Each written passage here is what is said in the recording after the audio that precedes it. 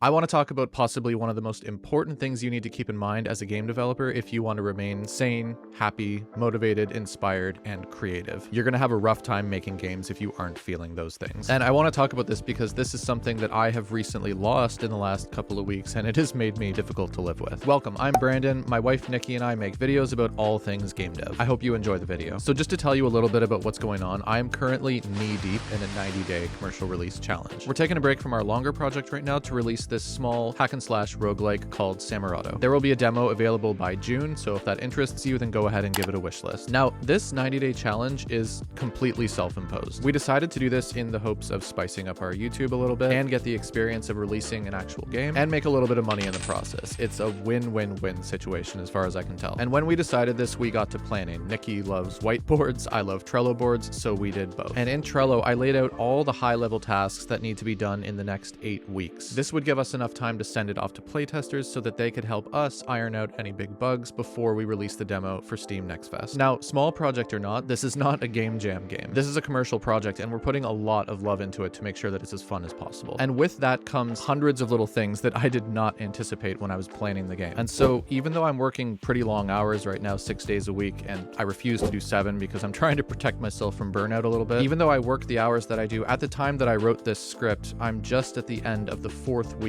of development on this game. But on my Trello board, I'm barely into the week 3 tasks that need to be done for this game. So these tasks are basically taking me 100% longer than I thought they were going to take. That's probably a good rule of thumb for game dev. I've heard that things can take 50% longer than you anticipate, so to give yourself that extra time, but I seem to need double. I would probably be a bit faster if I had more experience under my belt. The 50% rule is probably for really experienced developers that have like decades of experience, but for me, at least with this project, it is taking 100% extra time. And so because of that, I have been a little stressed. My wife and kids would probably use different words. Now, I will do my damn best to hit that deadline. There's probably going to be some late nights in my future. But the whole reason that I'm telling you this is because of something that Nikki said to me the other day, which was just enough of a kick in the balls for me to wake up and make a change. For the sake of my mental health and for the sake of not driving my family crazy. She said to me, "You quit your job, you do what you love all day long, and yet I've never seen you so miserable." And she wasn't wrong. You were right, Nikki. Okay? You're always right.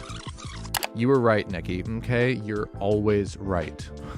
Losing sight of why you love something is not a small thing. Game development is all about passion. There's a reason that the indie game market has been growing and AAA studios have to resort to stupid things like battle passes and seasons and loot boxes and all of that. It's because indie games are made by people who are passionate as hell about games. Some of my best memories growing up are memories of me playing Ocarina of Time, Mario 64, Banjo-Kazooie, 007, the original Smash Brothers, Final Fantasy 7 and 8, and so many more. I ache inside when I think about those games because they mean so much to me. I've wanted to make games since I was in junior high, probably actually earlier, I just don't remember. And I know that I'm not alone there. Indie devs are people who love video games, plain and simple. And these are people who took the time and found the determination and the resourcefulness from somewhere deep inside themselves to learn how to make games. Every little particle, every light source, every pixel or vertex, it was all lovingly placed there by an indie developer that cares so much about the final product. By the way, if you're enjoying the video, go ahead and give that like button.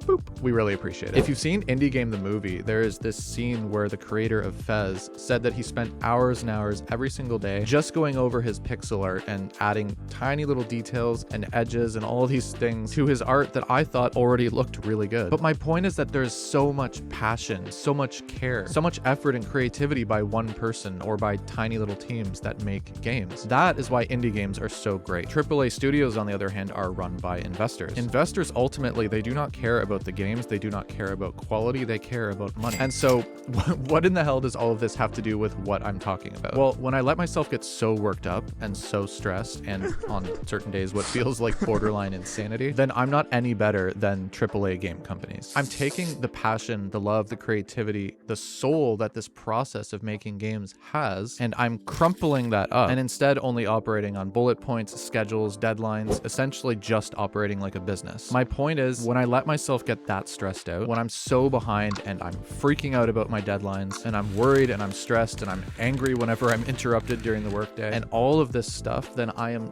sucking the fun right out of making games. My first game jam that I participated in, it was a month-long game jam, which was cool. Now, the month itself was stressful as hell. There was drama with a person on the team, and Nikki had to step in and help me with art, even though she wasn't even involved in the game jam from the start. It was a pretty stressful month. But when I look back on that game jam, that's not even the part that I remember. The part that I remember is plugging my laptop into my TV, passing my kids a controller, and letting them play the game, and watching them laugh and yell at me and ask me why the game was so freaking hard. It was pure magic. And being able to capture just a little bit of that magic and be able to hold on to it, I think is really important for indie developers in particular. What we're trying to do is create something that makes other people feel the way we feel when we play games. Magic, joy, inspiration, fun, taking them on a journey or an adventure, or making them feel like a genius when they solve puzzles, or making them feel like a bad whatever it is you want them to feel. That's what we want people to feel when they play our games. And I'm not saying throw away your deadlines or your schedules or your to-do list, or to not treat your game like a viable business product that people will want to buy. All of these things are really important. I'm just trying to say, don't forget the fun. Don't lose the magic. Don't get so lost in the frustration and the stress that can come with hardcore creating that you forget why you're doing what you're doing in the first place, which is to give people an experience or to make them feel something. I often say in my videos that making games is both an art and a science, and honestly, that doesn't even do it justice. If you're a game developer, then you're a frickin' wizard or a witch, because you're seriously creating pure magic. But you can't create magic if you're just running around stressed out, worried about bugs and optimizations and all the things about your game that you hate, and worrying about your deadlines and to-do lists and all of these things that are important, but if you focus on them too much, can suck the fun right out of the process. This industry requires creators to develop a certain mastery over their own mind. There will be stressful days, there will be crunch, countless days of banging your head against the wall because you have some sort of problem, but you have to be able to take a step back and remember what it is that you're creating. This isn't some mindless data entry job that means nothing. You are writing code that is moving millions of pixels around on a screen in such a way that it tells a story, entertains you, and moves you. If that's not magic, I don't know what is. Try not to forget it. Let me know what you think down in the comments below, and let me know, what do you do to help keep the process fun for yourself on the stressful days? Hit the like button if you liked, and